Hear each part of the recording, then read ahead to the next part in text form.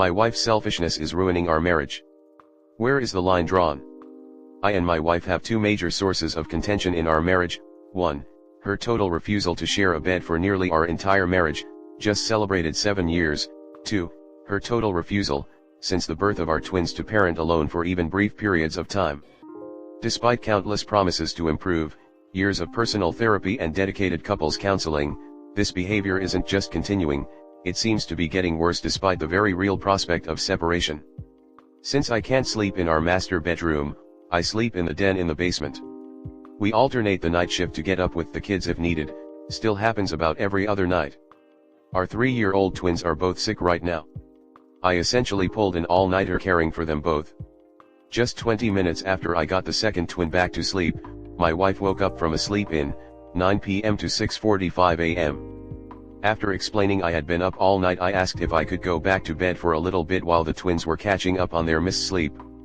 I even insisted that she wake me up the moment they were both up so she wouldn't have to parent both alone. Her response was immediate hesitation. No sympathy for my exhaustion, no gratitude for my all-night effort caring for our children, and no understanding that I desperately needed some rest. Just how this scenario would impact her. She directly stated that she didn't want to have to parent alone, possibly for hours. Even having to mind one child alone if they woke up at different times bothered her.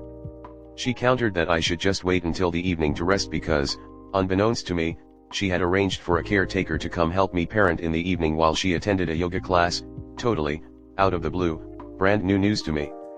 I tried explaining how unreasonable it was I couldn't go back to bed and how left out I felt about these random plans she had made without a single word of discussion with me. I was met with her typical anger, denial, and defensiveness.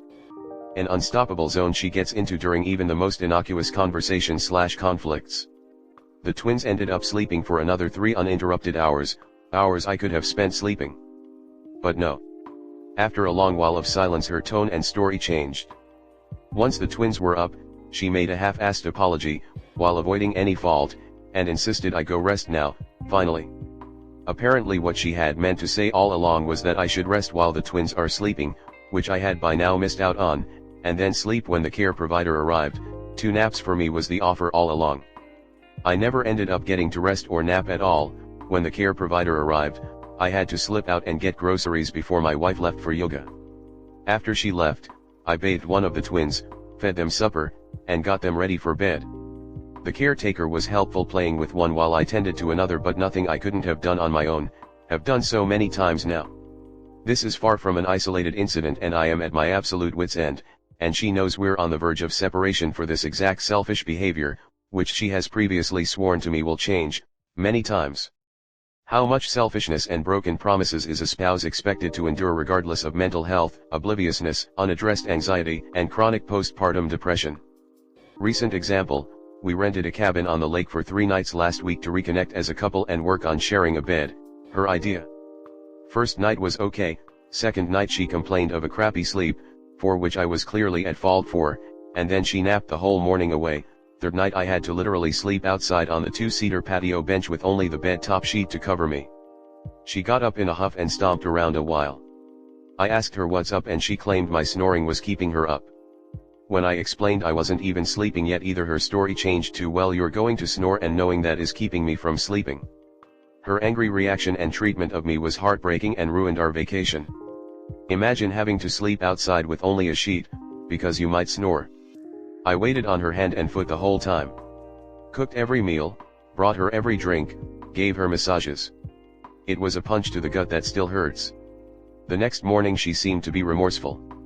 She pinky swore, sacred to us, that her behavior was unacceptable and it would never happen again. She expressed sincere remorse for withholding sharing a bed for so many years and swore that starting right now we would be sharing a bed from now on, that she'd do whatever it takes, including sleep medication and increasing her anxiety and antidepressant meds. And until she could unpack it with her psychiatrist, she would just tough it out. We have been home a week now and there hasn't been a solitary invitation to join her in bed, once again. It's like the promise never even happened like all the ones before. Comment. Up. Why are you waiting for an invite once you returned home when she said on the trip you'd be sharing the bed from now on? You're enabling her behavior by not standing up for yourself. Take charge. Sleep in the master. If she doesn't like it, she can sleep in the den. If you're fed up with that, tell her you want to have a trial separation and ask her if she wants to move out or you will. Whoever moves out gets the kids on the weekend. This forces her to have to deal with the kids on her own no matter what. But, talk to a divorce lawyer first. FYI. Buy a bunch of earplugs so when you go to sleep in the master, you can hand her a bunch and say, just in case I might snore. I'm super sensitive to sound, and so for my own sanity and so that I don't put my frustrations on my partner, I wear soft foam earplugs. They don't hurt, were very easy to get used to, especially when it was either use them or have trouble sleeping and be a grumpy bugger, and cheap. Putting earplugs in after a long day is often the best part of it all. The sensation of blocking out the entire world and quieting my mind is so great. We have a queen bed, which is more than enough, but we've definitely enjoyed the king beds in hotels whenever we've traveled. We also have different sleeping preferences in regards to sheets, pillows, and mattress. Right now we manage, but a new bed is on the horizon, and there are so many great new options. Right now we're considering a king frame with 2 separate mattresses pushed together, each designed for us. We'll still be in the same bed, which we like, but we won't be complaining about the bed itself anymore. My German grandparents have 2 queen bed frames pushed together for 40 years now, whereas my German cousins each have their own double duvet on their queen bed. Put quite simply, sleep issues can be addressed so that everyone is happy. But some compromise is even better, because we're frickin' adults that need to suck it up sometimes. He hasn't told us the whole story. In his comment history he mentions them sleeping separately since pregnancy, 3 years ago.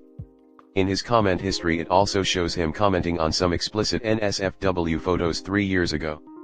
He's also failed to mention in this post that one of his children is, in his words, severely autistic.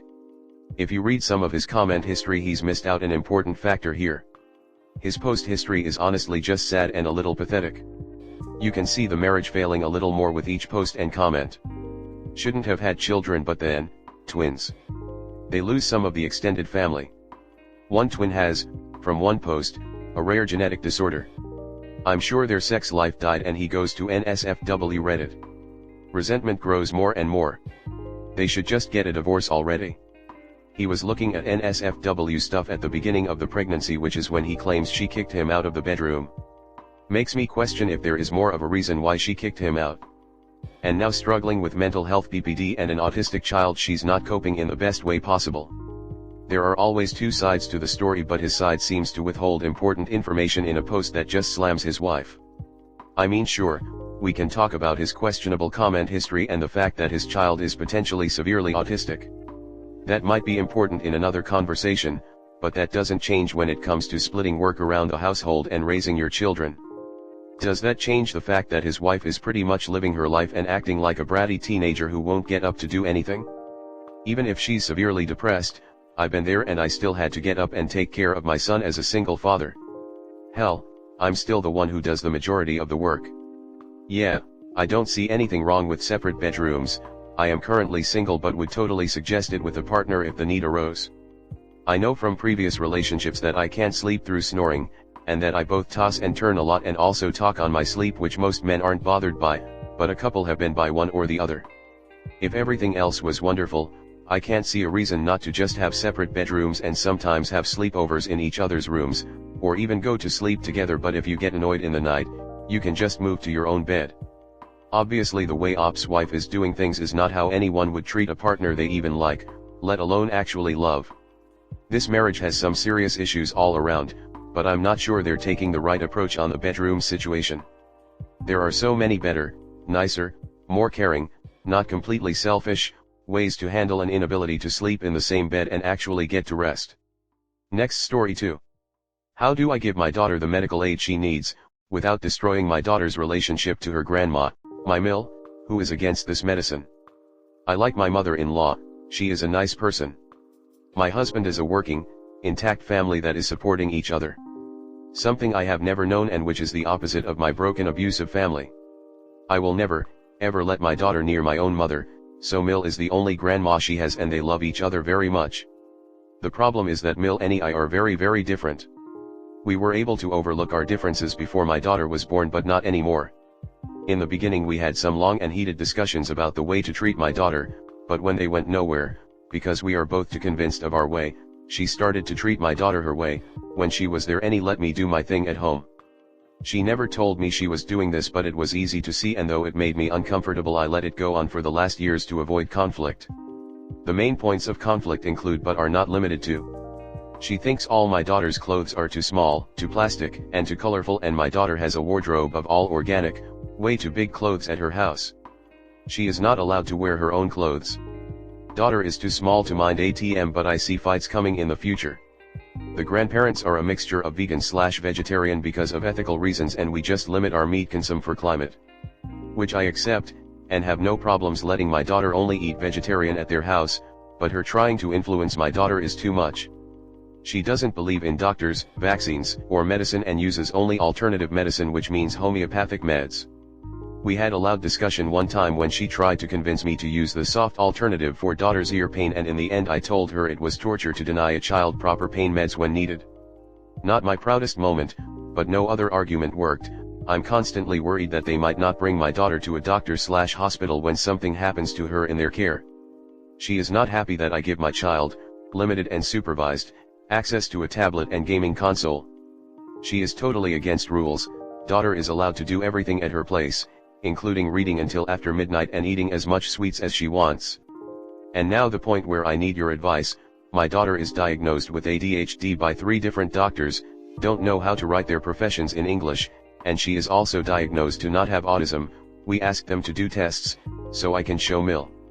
Mill is totally convinced my daughter has autism and not ADHD, against all doctors' tests, and begs me, tries to guilt trip me, tells me how much she is afraid for my daughter, and tries everything in the book to stop me from giving my child methylphenidate ADHD medicine.